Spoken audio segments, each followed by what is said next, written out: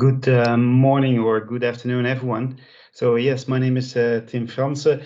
I'm heading the marketing activities here in Belgium for Worldline, and thanks Pieter-Jan for the introduction. I will not repeat it again, but we are mainly focused on payment services in order to help merchant shaping the way they accept payments and do business. So that's our main focus for us here in Belgium and, of course, in many other countries within the world.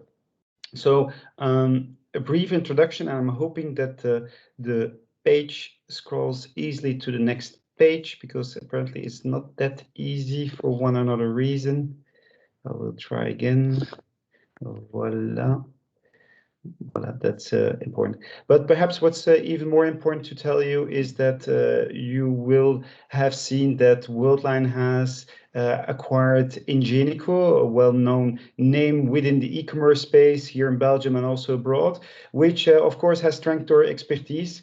And of course, this combined with the portfolio of payment services in store, we are in the ability, even more than before, to offer a full service package to merchant in order to deliver this omni-channel promise to our clients, merchants. So it brings me immediately to the BeCommerce white paper, because today we will, with the help of Els Breugelmans, professor at the Catholic University of Leuven, we will give you the output and the outcomes and the insights we gathered during the BeCommerce Round Table discussion. And it happened several months ago. And we had different merchants and stakeholders active within this ecosystem of e-commerce around the table. And voila, we challenged them about those merchants, about the crisis and the challenges, but also opportunities this crisis have given to this merchant. So that's why I'm giving the floor to Els in order to share those outputs with us. And of course, if you would have questions, feel free. And there is also a Q&A available at the end. So Els, the floor is yours.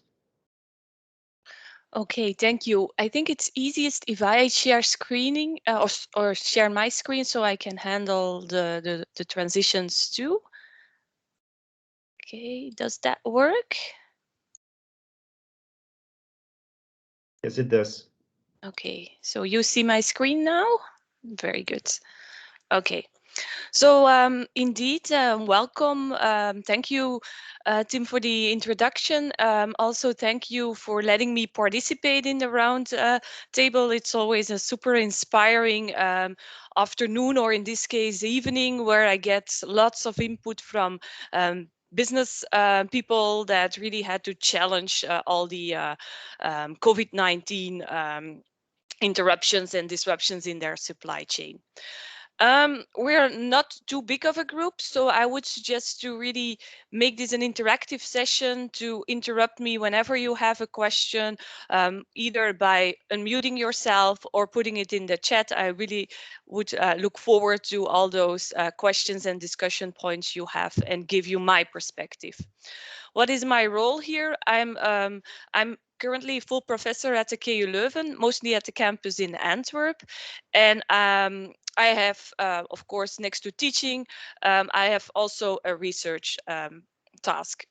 And the research task, when I do academic research, my goal is to look for business relevant questions that don't have a clear academic answer yet.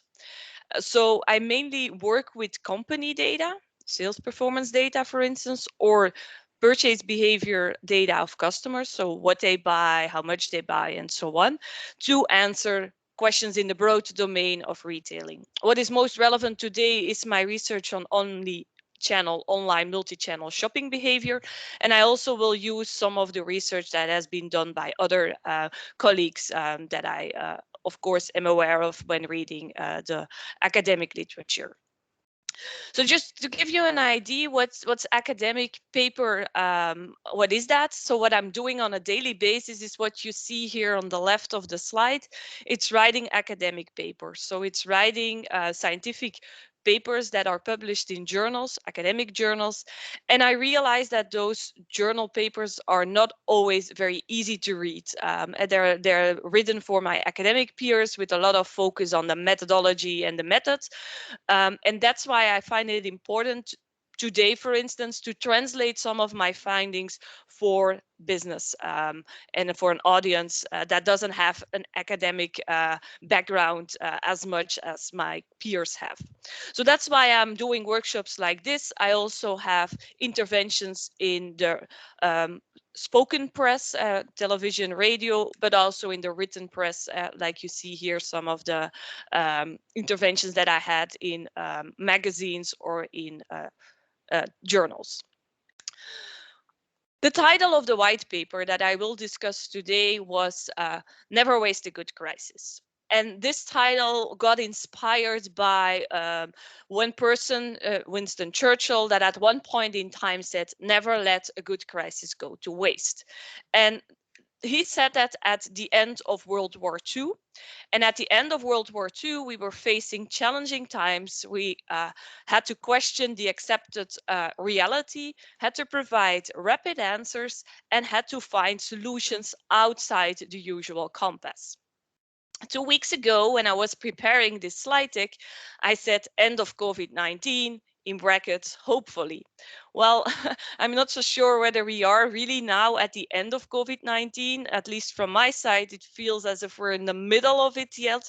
But let's, somehow hope that the end of COVID-19 is soon to be there. But what is parallel to what Winston Churchill said was that also COVID-19 were challenging times, were times where the accepted reality had to be questioned, were times where the rapid answers were needed. So companies really had to rapidly find a solution to those challenges. And it forced companies to do things one could not do or one could not think they would do it before. So there's lots of parallels between any other crisis we experienced as a society before and what we are currently experiencing at this moment. And the term crisis is an interesting word.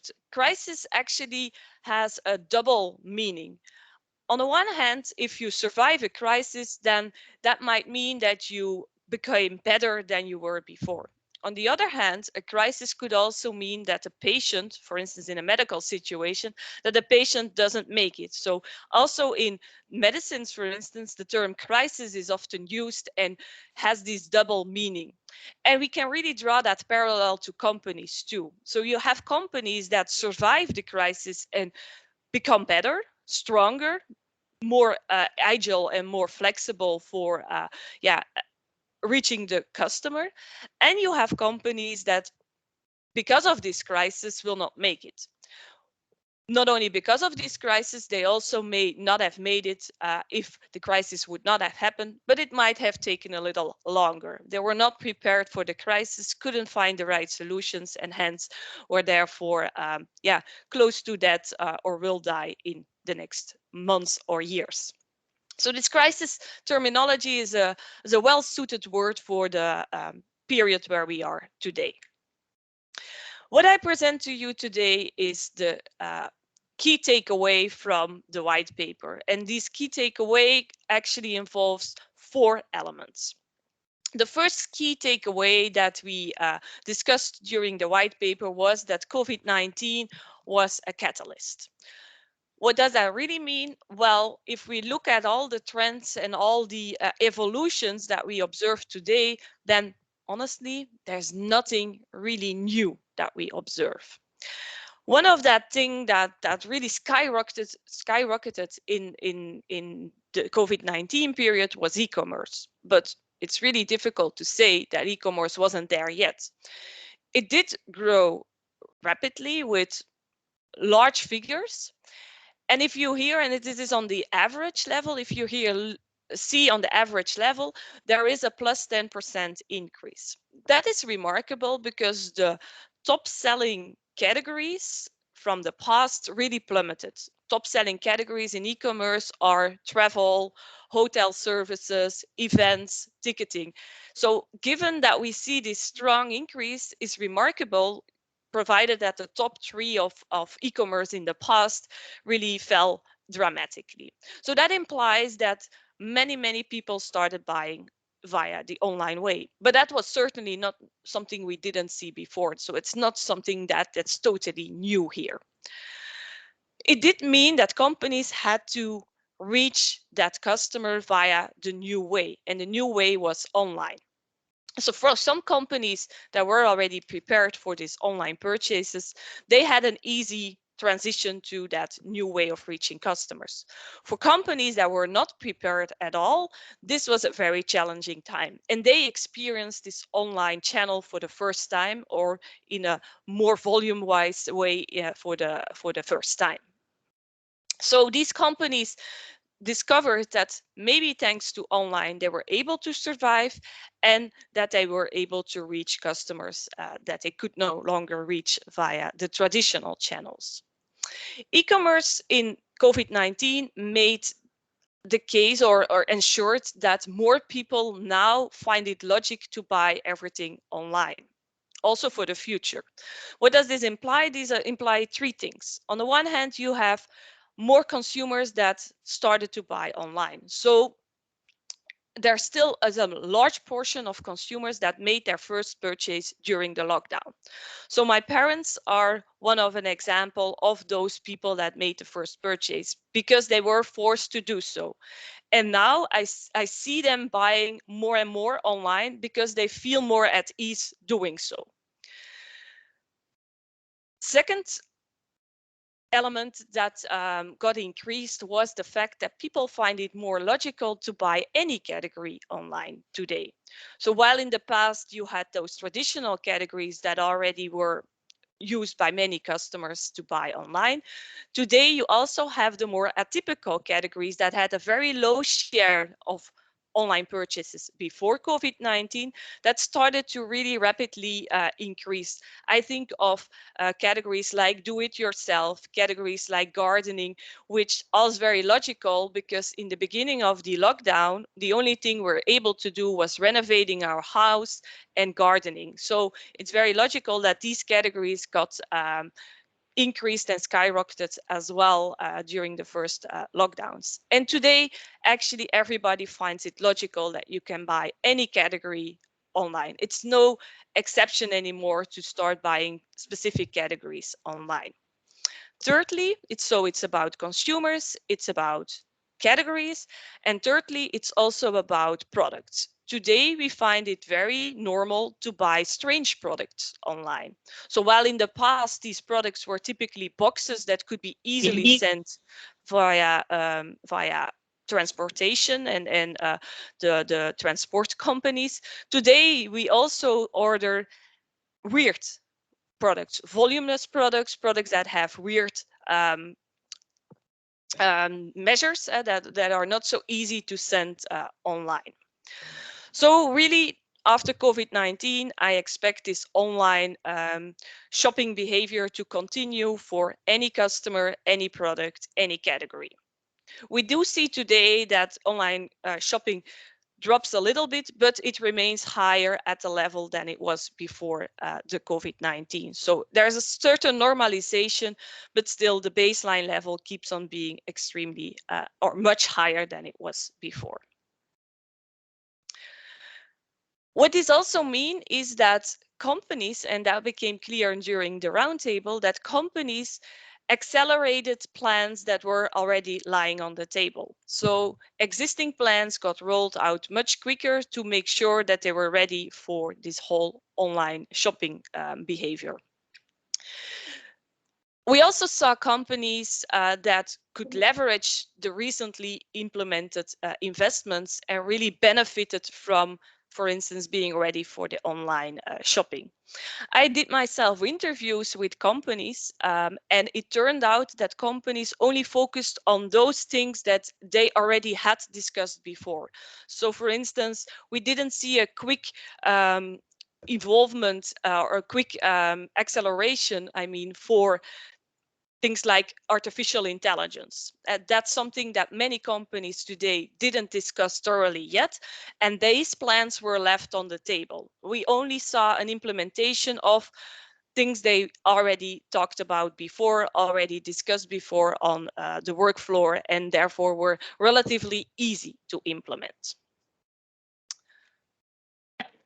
This whole implementation and trying of customers also led to a very steep learning curve. So companies now were forced to go with the flow and learned what worked and what didn't work. And oftentimes it's the logistic component, like the last mile, for instance, of the order, where they faced troubles, where they saw problems in the supply chain, and companies realized that those parts of the purchase process they could actually better outsource to companies that have a lot of expertise in that domain. So these steep learning curves were extremely valuable to companies to reorganize and organize the future of their business. Okay. Any questions still now?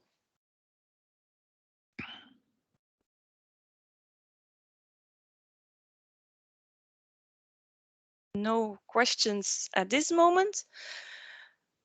This whole increase in new ways of reaching the customer also implied that companies had to become extremely creative. So it boosted creativity. Customers had to grab the opportunity, they had to serve customer expectations, and let us be honest, customers today are extremely demanding. So customers today really are no longer loyal to one company and can easily click away to the competitor. You don't even have to look a person in the eyes anymore. You just go away, maybe even when you are today in the physical store. So customers have super high expectations. Companies could use their existing their existing assets, warehouses, stores, and they could do that in a very smart and novel way. And many companies actually did that. So they used their existing assets. Remember, all inventory was oftentimes in the physical stores and many orders came in. So they had to leverage the physical stores inventory in order to serve all the customers and the orders. So they saw how they could use their existing assets actually to help and make the online shopping process a success. And this helped them also to gain experiences with the new ways of reaching the customer. It became clear during the roundtable that especially the smaller companies were better able to quickly grasp all those challenges and all those opportunities. And that indicates that it is and was all about flexibility and agility. And this is a statement and an idea that I was already presented long time ago, like more than 200 years. Charles Darwin said, and it's still true today, it's not the strongest nor the most intelligent of all species that will survive. It's the one that is most responsive to change. And that is actually so true today with the COVID-19 challenge. It are the ones that grabbed the opportunity, that saw the possibilities, and that were able to flexible and agile change their organization. So this is a very important point, and this flexibility will be relevant always, but especially in times of a crisis like the COVID-19 was. Questions or comments?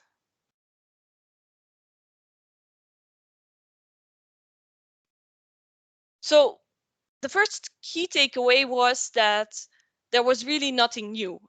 COVID-19 accelerated the things. Companies that were prepared for those new ways of reaching a consumer had an easier time to actually adapt and alter to the new expectations, while companies that were not ready, they faced enormous difficulties. Why is it so important to serve the customer? Well, the second key takeaway was the customer wants it all. And again, this is not something new. In 2005, The Economist actually already put it on their cover, the power at last, how the internet means the consumer really is king and queen. So it already was a long time before the case that the power today is not the retailer nor the producer, it is the customer.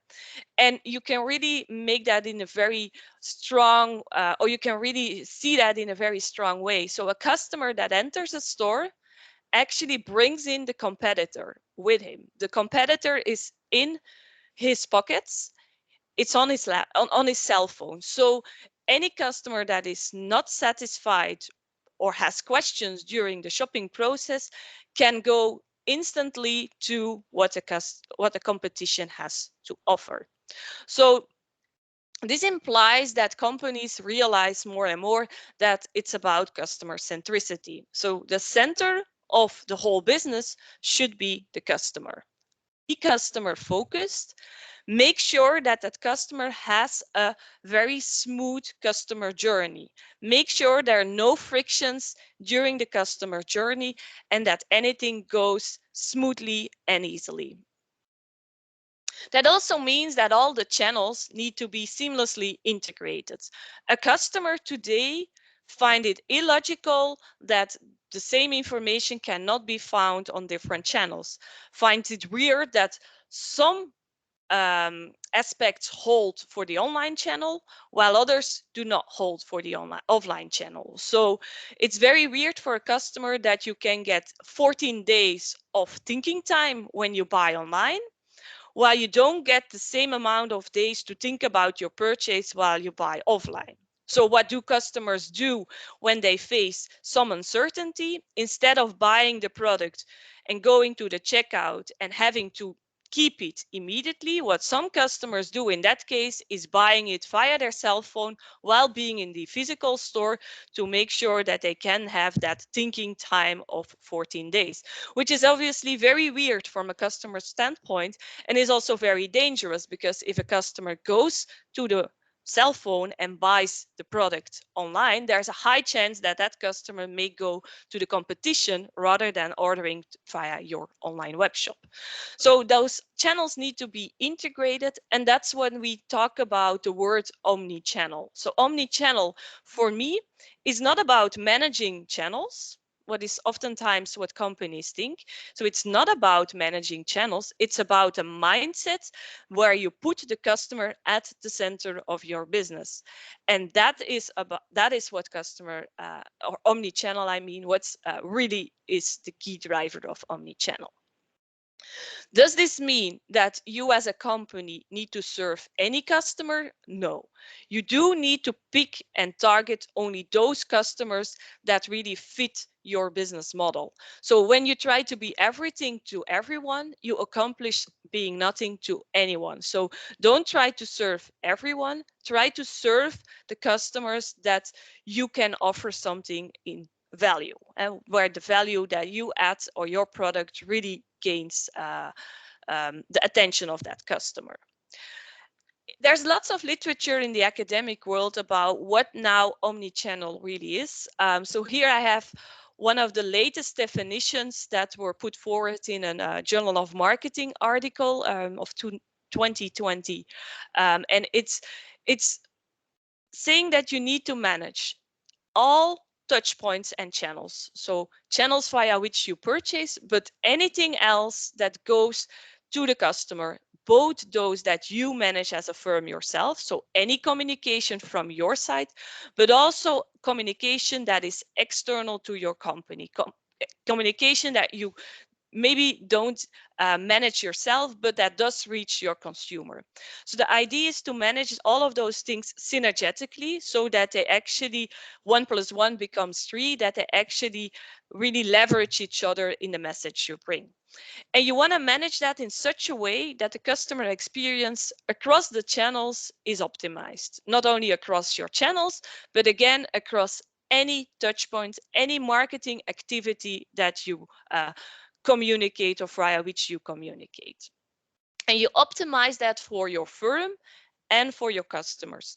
So if someone asks me, how can I see whether my channel or whether my my online channel is successful, then my question or my answer is, please don't look only at the online channel figures. So a sales is not always attributed to the channel via which it comes.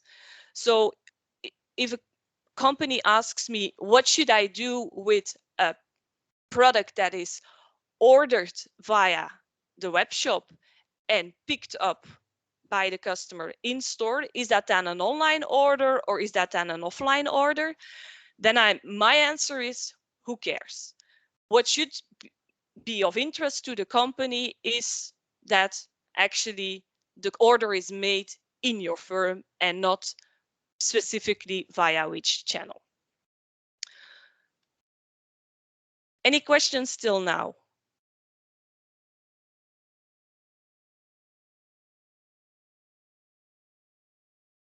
No? If not, then the second challenge was the power is to the customer, and that means that companies need to reflect on how they can stand out for the crowd. How can you as company make a difference in your company versus the competition? And with today's extremely high focus on e-commerce, very often the answer is not via price. Price is one of the most transparent marketing instruments we currently have. And with the online channel being so transparent too, it's not typically the point where you can make the difference. The points where you can make a difference as a company is to make a purchase trajectory super convenient. So that's a way of adding value. To make it very inspirational, so you can add value via experience, or you can add value by making the whole trajectory very personalized. So matching the customer's needs and preferences, learning from what that customer bought in the past, and therefore presenting something as an offer that fits the customer's profile. I already mentioned it a few times. I really strongly believe that physical retail is not dead. Still, there will be retail that is dead and that will rest in peace. And that is the retail that doesn't adapt itself, that wasn't agile, flexible, and that doesn't add value to customers. That is the retail where you today buy products and is transaction focused.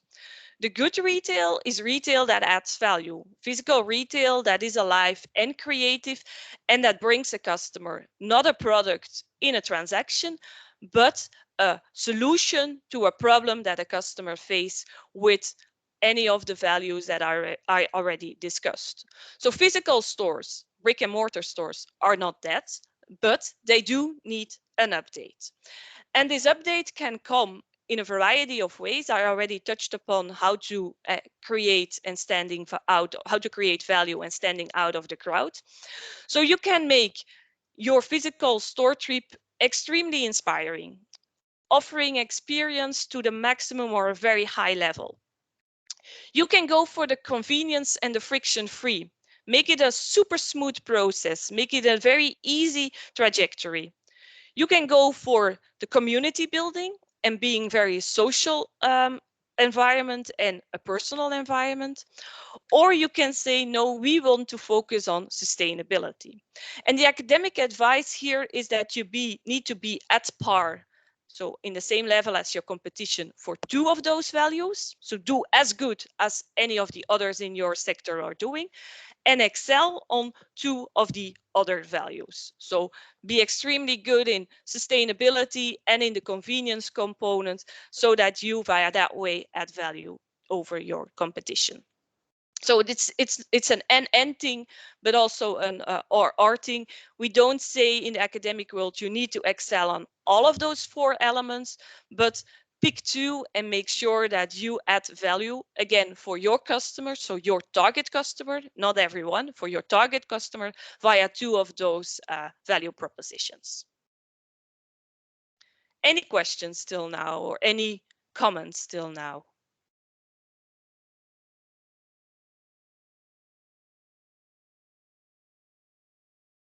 No comments or questions?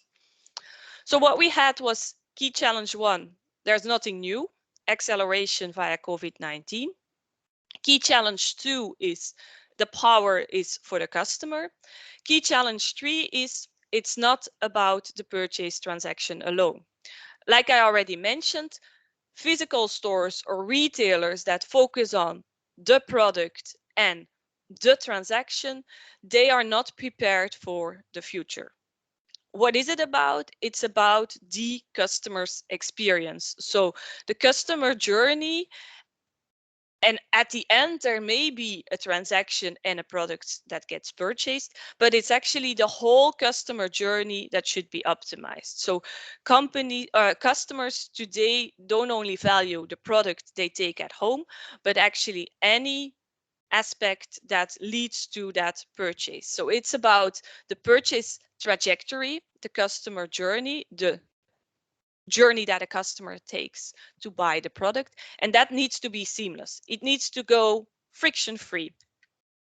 Checkout is one of the elements, and I'm zooming in on this element because that got really highlighted during the roundtable, and also the academic literature supports that the checkout is one of the key components of the customer journey. So that checkout really needs to go smoothly.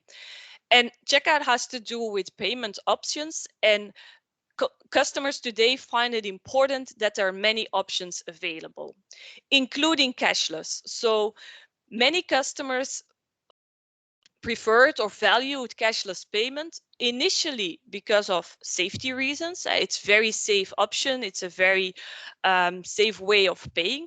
Today, we see that more and more customers also value the payment because of convenience. It's just very easy today to pay cashless. I can tell you I was in quarantine last weekend, so I got tested positively. It's super easy for my children now to go to the pharmacy. I can let them go with my card and they can do the payment. I'm not going to let them do it for everything, but it turned out to be very convenient today for myself. So that's convenience over cash, over safety, let's say. And you really want to make sure that your customer ends the journey with a smile. Rather than feeling the pain of payment, you really want him to end with a smile. And we know from literature that paying is painful for a customer. So anytime you need to pay, that hurts a little bit. That hurts the most when you need to pay with cash, a little bit less with debit, and even less with credit cards. I didn't see literature yet that actually focused on whether the smile would be even bigger with the cashless payments that we know today, with the mobile payments, or with the fingerprint payments that we already see in China, for instance.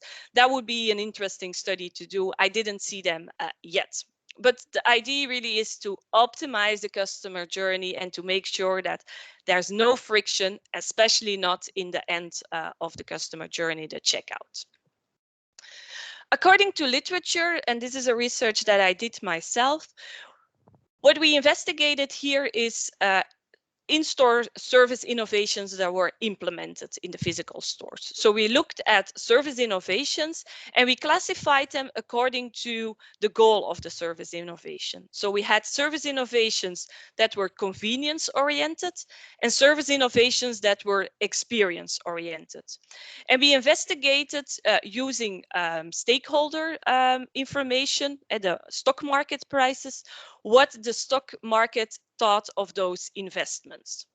And our study learned that stakeholders, which take future investments into account on the one hand, but also customer appreciation on the other hand, those stakeholders valued the convenience, friction-free innovations more than those that focus on experience and inspiration. So if you want to do a good job as a physical store, make sure that you first have your convenience part ready, that there's no frictions in there. And then additionally, you can add experience and inspiration. But don't start with adding experience and inspiration if the friction-free part is not covered yet. We also saw in this research that convenience innovations were more important during the purchase stage. So when customers are having a product chosen, really the last part of the purchase and the transaction, then it's extremely important to help that customer with convenience innovations.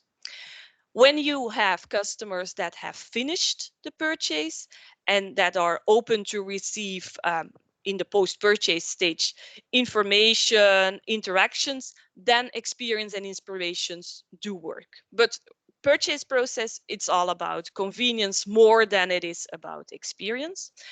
And we also saw that it are especially the more utilitarian retailers, the grocery retailers, that benefited from those friction-free innovations. So the supermarkets of today, they really need to focus on convenience rather than on experience. And that obviously fits with their utilitarian and functional character. And we saw this confirmed by Corona. So we did this study before Corona. I think Corona has shown that this is even more true today than it was before. Any questions or discussion points till now?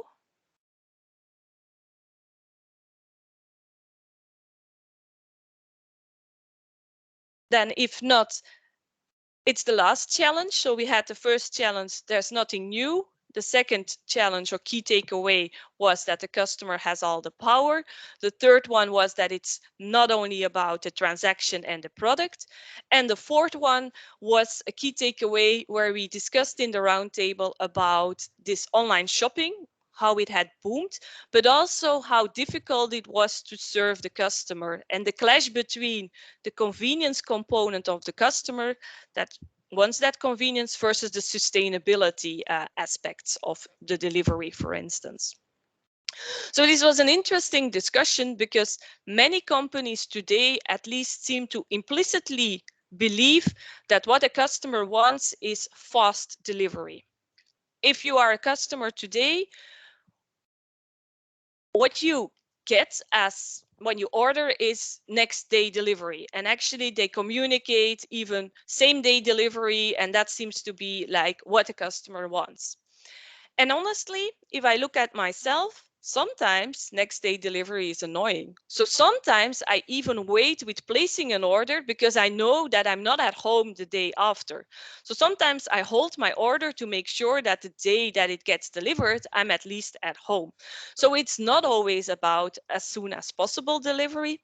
And yet again, it's about convenience. What a customer wants is that it gets delivered at the moment that that person is at home. But oftentimes we don't get the option to choose. Oftentimes we also don't get an option to say to the retailer, hey guy, it's okay if you don't deliver tomorrow. I have time for this particular product to wait. I don't even get the chance to say, please go for a green choice. A green choice can be a choice where the retailer has a little bit a longer time to optimize the delivery process, and therefore the customer needs to wait longer for receiving the product. I also am not aware of green choices in terms of packaging. It seems as if a customer never gets the option of packaging material. It's all assumed that that's a part that the retailer needs to cover. So I think there's still much research needed for those green, sustainable delivery options. And what we see in the current academic literature is typically something that is based on many assumptions. So assumptions you can easily challenge in real life. And those studies and those academic findings didn't reach a convergence of what is now more green, more sustainable. My key takeaway here is from those academic papers is, as a customer, try to combine the things. So if you go for your work and at that time you also pick a product you delivered in a store, that I think is the most sustainable way of getting a product to your home. But there's still lots of research opportunities here. And yeah, the example that I gave, it's not only about the moment of delivery. This whole challenge is about much more than just the delivery. It's also about the packaging, for instance, that doesn't get questioned till now, but it's certainly a part of sustainability. So to wrap it up, we saw 4 challenges, and what I would like to end with is that there's really no new customer here. So any new thing that we see was already there before we started with the COVID-19. I also strongly believe there's no going back to the pre-COVID-19 period. So we will, as we did in World War II, for instance, we will keep the good things from the crisis and add the good things from before the crisis, so we get the best of the two worlds. Companies can get future-proof by leveraging what went well. They were forced to do things they've never thought they would do. So what went well is something to keep, and learn from what went wrong and see that as a steep learning curve, see that as a process that actually increases or gets future-proof and makes you future-proof. And finally, yes, these are exciting times. These are not only exciting times for the companies, but also for me as an academic. I've seen so many trials experimenting that I'm very curious to see what impact that they had on business, on companies' performance, and on shopping behavior. So yes, for me, these are also exciting times, and I very much would look forward to investigate and research some of those newness, creative solutions that companies brought. So are there any questions left? Feel free to ask questions, to raise your hand, to interact. If you have questions afterwards, feel free to reach out to me or to Tim or to the people of BeCommerce with any suggestions or questions you have.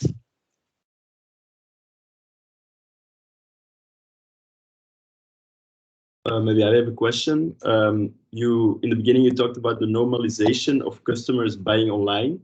Last year, during Black Friday and Singles Day and the events at the end of the year, the physical stores were closed. So we were kind of forced to buy online, but now physical stores will be open. So do you think customers will go back to buy in physical stores or remain online?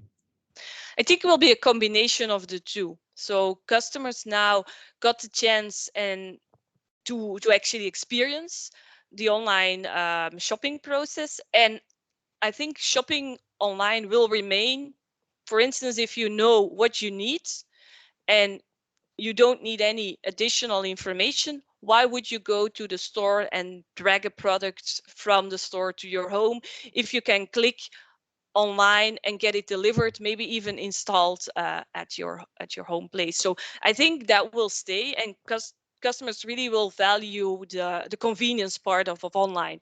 But at the same time, customers, the same customers, by the way, and so it's not two groups of customers, it's the same customer. Sometimes that customer also needs the inspiration, needs the information, needs the advice of a physical employee in the store. So the power and the strengths of the physical store are really the human element, where you can walk in, explain a problem, and where they can help you with finding a solution for the problem. Online, you find a product. In the store, you find a solution for a problem. And I think the customer really want to have it both. And that's the strength of the online and the physical world together, which would bring, which would the customer value most. As to the Black Friday and the Cyber Monday and so on, what I see, and I still need to wait a little bit longer to see whether it actually turns out to be the case, I see several large companies holding a little bit back on making large communications and promises. You see Black Friday, which actually focuses on the circular and sustainability component of Decathlon, for instance. So you see also companies actually pushing a little bit back for the Black Friday. That's because, one, you have customers that are ready for that more sustainable environment and actually start realizing that this online shopping comes with a huge ecological footprint. And secondly, and they won't communicate likely, but there's also some supply chain issues that they're currently facing, with companies having troubles getting products in. There's a disruption in the supply chain. So it also can explain partly why some companies don't push too hard on the Black Friday in terms of communication, because they also need to be able to deliver the promises and the expectations of customers today are very high. So that's a little bit my response on the Black Friday part of your question. Thank you. Any other questions or points you like to raise?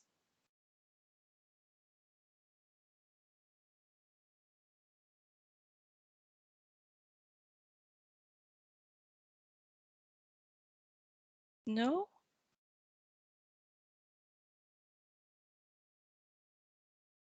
I don't think others will come.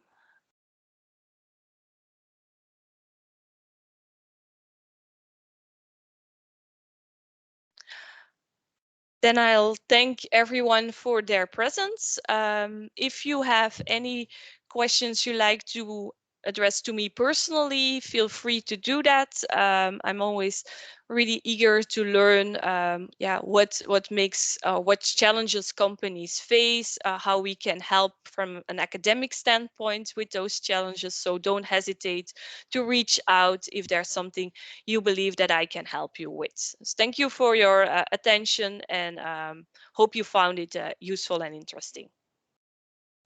Our presentation, Tim and Els. Okay. Very much. Thank you very much. Bye-bye. Thank you. Bye. Thank you. Bye. Bye. Thank you. Thank you very much. Bye-bye.